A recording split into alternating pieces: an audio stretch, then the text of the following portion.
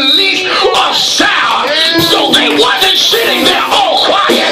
They began to get on one accord. And they said, God, you promised me that you'll send me power from on high. So they said, God, all I know, I don't know what to do sometimes, but I'll give you a sound. I don't know how I'm going to get out of this one, but I'll give you a sound. It don't look good right now, but I'll open my mouth and I'll declare everything that you say declare.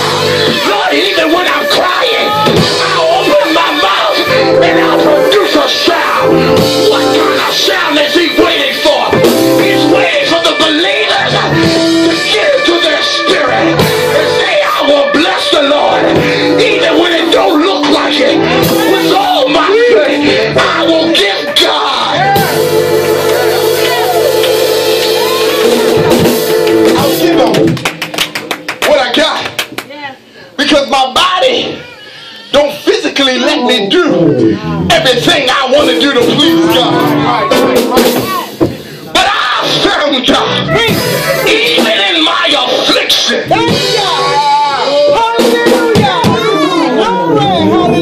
I've gotten to the place that the enemy can lay me on my back, but as long as my vocal cords work,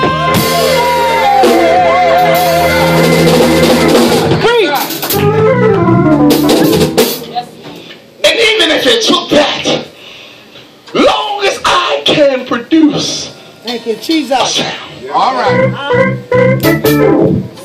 I don't know what you came looking for. All right. I don't know what you're standing in need of.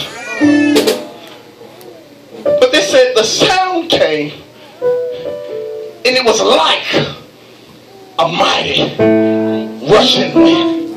And the sound didn't come through me laying hands on them. All right.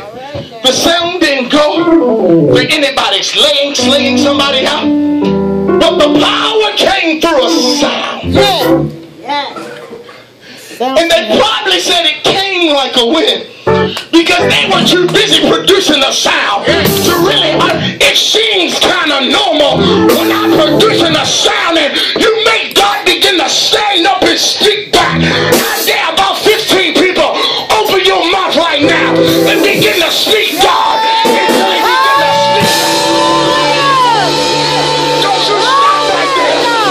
I dare you speak into what God speaks back to you. I dare you ask him for what you need and say speak back. You gotta produce a sound. In order to receive a sound, you gotta make a sound. In order to get a sound, I don't care what it looks like. I got a sound.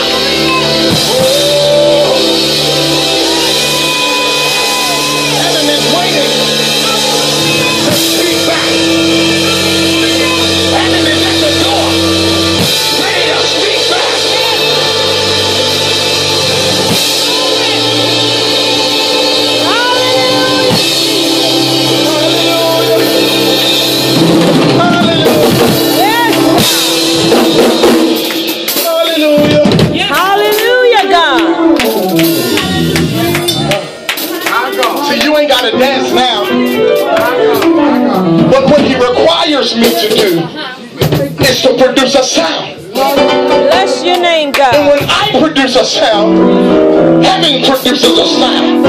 And then when I hear the sound, it makes me want to go into action. And sometimes I just got to dance before I hear it. Sometimes I got to lift my hands before I hear it. Sometimes I got to act like I'm already in it. I got to act like I'm already in it. Yes, God. This move, this next blessing, this next level, it ain't coming in a vision. It's coming in a sound. Only about 3 of them heard. Glory, God. Your next move is not predicated on what you see. But my next move is predicated on what I hear.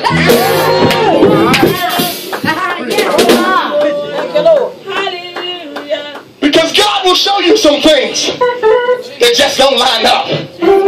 But he said, while I'm showing you this, are you still listening to what I have to say?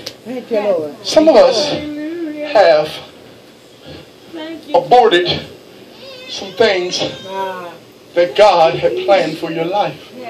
Jesus. All because you were waiting to see something.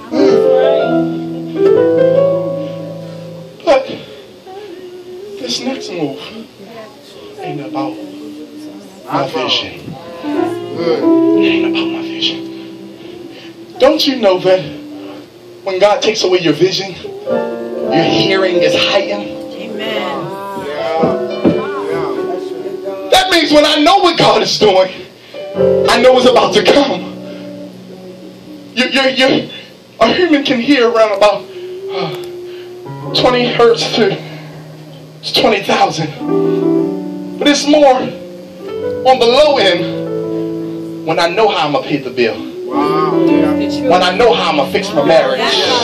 When I know how I'm going to provide for the kids. When I know how the church bill's going to be paid.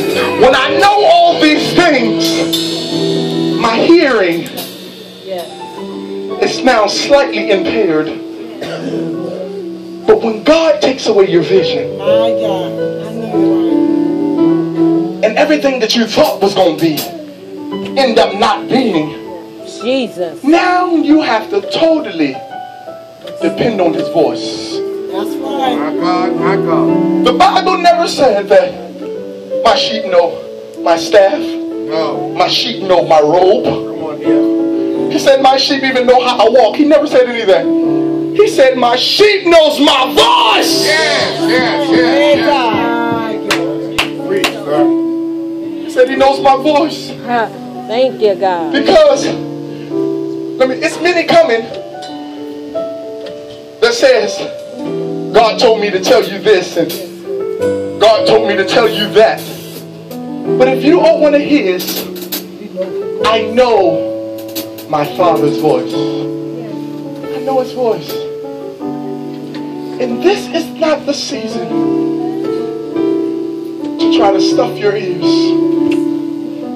Because some things God is about to speak to you is going to be uncomfortable. Some things that he going to speak to you ain't going to be always for your good at this present moment. All right. You ain't going to like what God says sometimes. But the Bible declares that all things work together for my good. He ain't going to say it's all going to be good. But even my bad is working together for my good. For those who are called according to his purpose. Yes. Some of us has lost our purpose. Some of us has been in a position and in a season that you have been asking God, what about me? I have done everything to the best of my ability that you have told me to do. God, I tithe faithfully. I'm faithful to my ministry. I pray and I fast. My God. But God, what about me? What about me? I don't care what your position or your title is or where you are in God. Some days we all have felt abandoned by God. Yes. We have felt like God has left us in a place to fend for our own selves. And when you feel so desperate, when you feel like that you are in a place by yourself, and when you feel like that God is not responding, you're so desperate that you're looking for a way out. You're saying, God, show me something, God. The only way I'm going to survive if you show me something. And God still don't show you nothing. But while you are begging for God to show you something, God will begin to minister to your spirit. God will begin to talk to you at the midnight hour. God will begin to tell you instructions at your darkest point, at your lowest point. And when you get so desperate for God, you got to stop trying to see it and start listening, because God is speaking. My God. He's speaking. And because we're trying to see him and not trying to hear him, we're missing it. My God. So they were all there. And they were listening. They were expecting. They made a sound. And then they paused for a response. And when the response came, it came with power. Jesus. There's power in the sound. There's power in the... How many people are truly expecting God to do one specific thing? Let's not be greedy. Who need God to do one specific thing? I know it's many. If you need God to do one specific thing, be honest. Just stand up on your feet. Yes, God. Yes, Jesus. Wherever you are. If it's you, you don't need him to do nothing. Okay, let's do this. It's going to be fun.